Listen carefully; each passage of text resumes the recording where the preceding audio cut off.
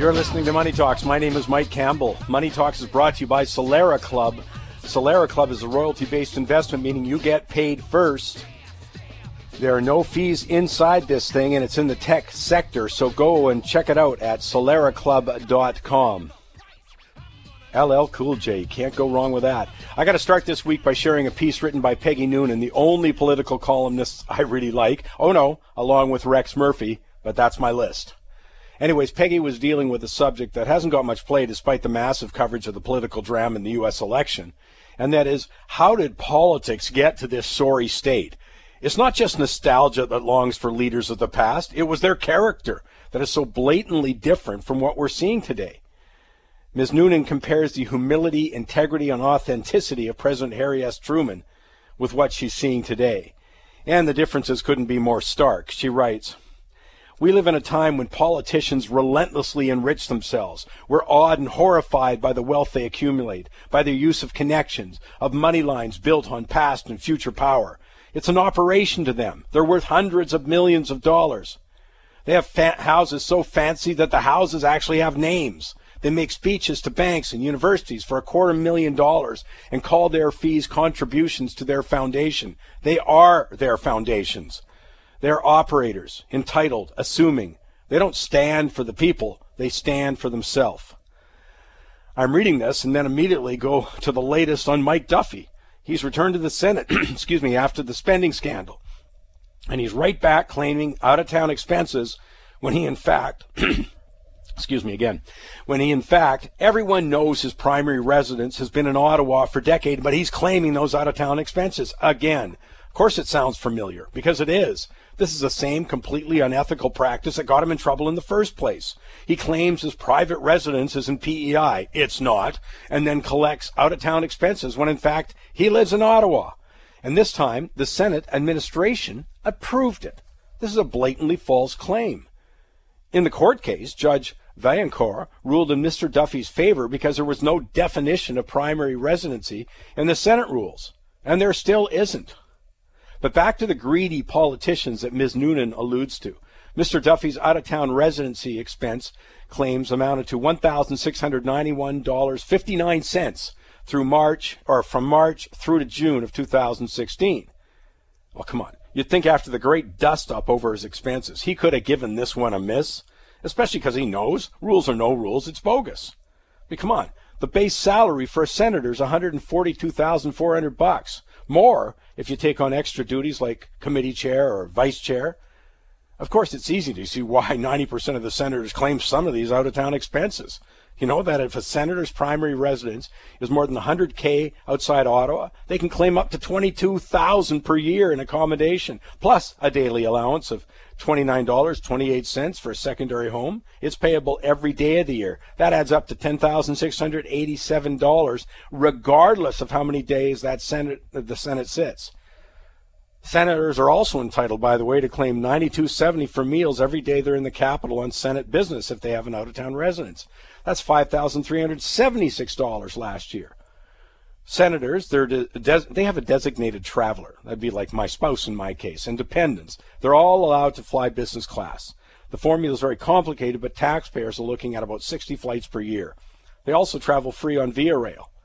And if they travel on Senate business, they can claim the $92.70 per day for meals and incidentals. Same goes through that for that senator's designated traveler. I mean, my gosh, it just keeps going on. I mean, senators can claim $200 a night for hotels. If a senator chooses to stay with families or friends instead, they still can claim $50 a night. I love the National Post Chrissy Blatchford, the way she put it when she said, it looked like Mike Duffy went after every penny on the table. And he clearly still is. I mean, come on, he couldn't let go of $1,600 with all that other stuff happening. Now, luckily, when it comes to greed, I want to be clear. I think our self-serving politicians are just single-A players. They're in the minor leagues, while the U.S. is the major leagues. More revelations this week from Hillary's emails. Of course, the press didn't want to cover this one. These ones obtained through the Freedom of Information that show a very disturbing trend that the State Department, within 3 months of Hillary taking office, started to intermingle questionable business dealings with the Clinton Foundation. The Daily Caller reports the FBI is undertaking multiple investigations involving potential corruption charges against the Clinton Foundation. You got to keep in mind, 2013, the Clinton Foundation took in $140 million in donations and grants, but spent just $9 million in direct aid. But my point is that much like Duffy's explanation of the recent expense claims, our standard now seems to be, hey, if you aren't cuffed and jailed, everything goes. If Hillary and Bill's myriad of unethical dealings that stretch over 25 years are not below the acceptable standards for politicians, then again, anything goes. And the moral and ethical corruption that was described in the recent book Citizen X, it was written by an anonymous congressman, well, it's given all sorts of behavior the seal of approval. He writes in quotes, "Most of my colleagues are dishonest career politicians who revel in the power and special interest money that's lavished upon them. Is given, all of that gets given the big green light. And you know what? Voters only have themselves to blame." Remember, Money Talks brought to you by Solera Club. More information, go to soleraclub.com. Coming up, I got a really big, fat idea, plus my two favorite stories of the week, not related to finance, but I'll tell you, these ones will make you go, wow, if you haven't heard them. Plus, looking forward to this one. At the top of the hour, we're going to talk much more on the real estate market with Jeff Olin. He's had a fantastic track record managing his funds. I want to see what the impact of the foreign tax has on his assessment, but he looks all over North America. I'll chat with him when we come back on the Money Talks Network. I think you're going to love these stories I'm going to tell you in just a couple of minutes, both out of the broad tech field. But to me, I just went wow after reading the latest stuff. But right now, let's go wow with the big fat idea. Dale McClanahan is with me. He's CEO of Lotus Ventures, a Vancouver-based company. Let's start with this, Dale. What's your big fat idea? Well, marijuana is changing from a movement to an industry. Legislative change in Canada has moved towards resolving the contradiction between the medical access and today's general, but technically illegal access. Yeah, I'm proud to say we introduced the whole concept of marijuana as an industry, as a business. I think it was 3 years ago, Mark Leibovit at the World Outlook Conference, and we are seeing growth. But as you say, in Canada, it's still been a question. I mean, it still seems to be like a big hodgepodge, as you say, between the medical access and the general illegal access, I guess, for lack of a better way of putting it. But it looks like that's starting to change.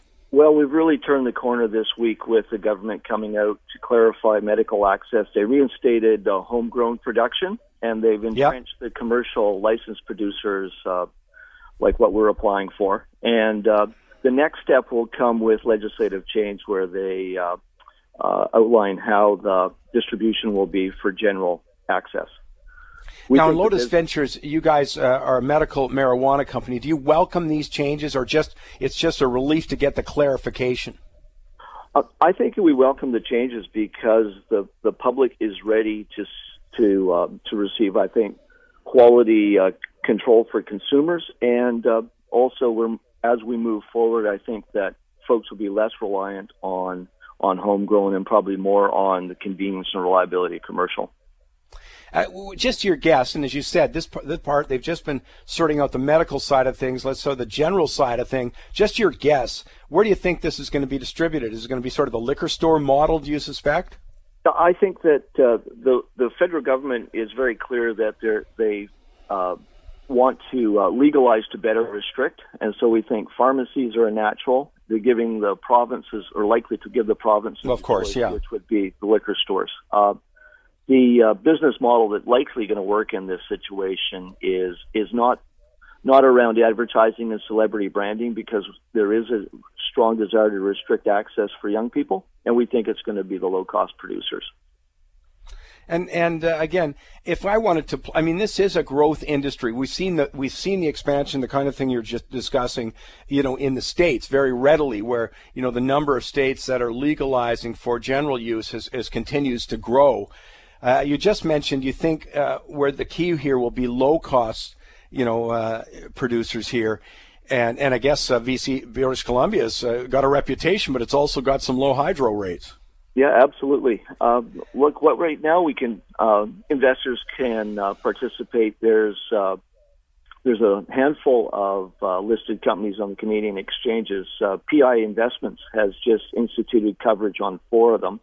And we like Organigram Holdings, New Brunswick-based organic producer who are sticking to their knitting, have had a good run up in the last 2 years. And the other one is Metrum. Sorry, let's go back just to Organigram. So their focus is just being, a lower cost producer there. So that they're not worried about distribution. They're just selling the product, kind of like a farmer does with most products. Yes, I think that what they've got is a good base for technical growth and expansion. It's easy to underestimate how important it is. Quality control is now that with Health Canada protocols, testing of all product is mandatory. You mentioned Metrum Health there, and I interrupted you. Yeah, similarly, that's fine. They're Ontario-based, and a little more experience on the consumer product side of things. But we also like them because they're very focused on highly controlled growing. We think that it's going to be quality control and yields that's the critical thing as this industry gets off the ground. Now, are these all speculative and aggressive just because the nature of the industry is so new? So you're not going to have an IBM involved here, yes, that kind of thing. So, yeah, I think that most of the available investments are relatively small, and we've each got a slightly different approach on the business model, and it'll be 6 months to 2 years before it's really clear which is going to be the big winning approach.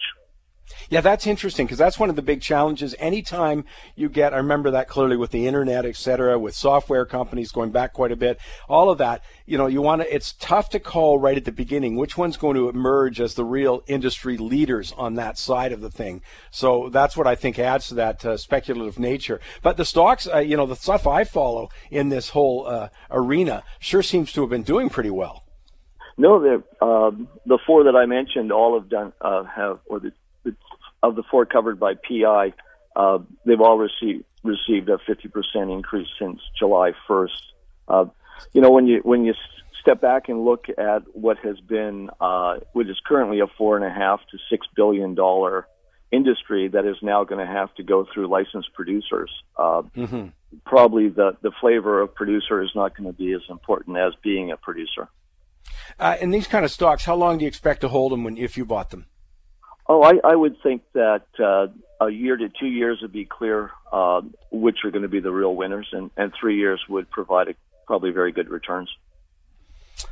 Yeah, very interesting stuff when a new industry comes up. Obviously, people have sort of an identity with it. I'm trying to think of the right word there, but they're familiar with the general concept, that's for sure. Dale McClanahan, thanks so much for joining us. Great, thank you.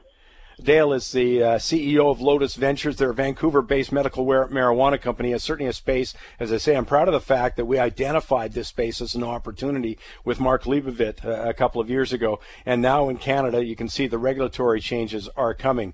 Just a reminder, the 2 stocks that we just talked about here, Organigram, which is symbol OGI on the Venture Exchange, and Metrum Health Corp, symbol MT. Great stuff. Thanks to Dale. We'll take a break. I'll come back. As I promised, we had a couple of really cool stories for you. Stuff that at least had me going, wow. Plus, coming at the top of the hour, don't worry, I got Jeff Olin, Vision Capital. They've had a terrific track record. What they do is invest in real estate. Jeff thinks that's a better way to go than just picking out a single property, not just for diversification reasons. There's others, but I also want to get his take on how important that new foreign buyers tax is. So all of that's coming your way right here on the Money Talks Network. Michael Levy is away this week, so I'm going to do a couple of hot stories for you. Do you remember Watson? That was the IBM supercomputer who kicked some ass on Jeopardy back in 2011. I remember the company said this is an incredible advancement in artificial intelligence. Well, I got a story for you this week. It's incredible. Watson saved a Japanese woman's life, according to doctors at the University of Tokyo. Now, this is a woman who was suffering from leukemia, but was not responding well to treatment. So they turned to Watson for a little medical help here. Think about this one. In just 10 minutes, Watson compared the patient's genetic changes with a database of 20 million cancer research papers. 10 minutes. Watson determined she was suffering from a rare form of leukemia that had eluded the doctors. Presto, their treatment changed, and so did the woman's condition. But I just found that amazing. In 10 minutes, reviewing 20 million cancer research papers. Wow. Second story here. Have you heard of the Meerkat telescope, one of the biggest telescopes in the world, located in South Africa? Well, Meerkat just announced its most recent galactic findings in mid-July. And I want you to think about this. All they do is take a snapshot, a small snapshot of space. What they came back with were 1,300 galaxies in a patch of the universe where they previously only 70 were known. So this is the point. That's 1,230 brand new galaxies we didn't know existed, and that's just one small snapshot in space. I mean, it absolutely boggles the mind. Talk about infinity for at least the human brain to comprehend. And of course, that begs all the questions about how can there not be life somewhere else in the universe when we're talking about, we're talking galaxies here, not planets. 1,230 new galaxies. An absolutely incredible discovery. And by the way, if all goes according to plan, the Meerkat telescope will soon be the largest radio telescope in the world. It's going to be, think about this. Let's set it up in the backyard, honey. It's going to be 1 square kilometer for its collection area. And can you imagine what they're about to find? Hey, just a reminder, we got Jeff Olin coming up in just a moment here. He's from Vision Capital. He's done a fantastic job for his investors. He looks for real estate around North America, takes advantage sometimes of the currency change, et cetera, et cetera. He's the one that warned about Calgary real estate well over 2 years ago, and in fact has made a lot of money in the downside with several of his predictions there. But he'll be my guest coming up in just a few minutes. Plus, I've got my big quote of the week. I think you're going to love my shocking stat coming up also. And just a reminder, I hope you're getting used to going to moneytalks.net. You can click on the daily business comment there. You can click on anything about this show that you want to reveal. That's moneytalks.net. I hope you get in the habit of reviewing that one and join us on Money Talks tweets and Michael Campbell's Facebook. I'd appreciate if you do that, but we'll do something in return for you. We'll keep you up to date with all the latest right here. Oh, there's so much going on in the world. Let's take a break, come back right on the Money Talks Network. Stay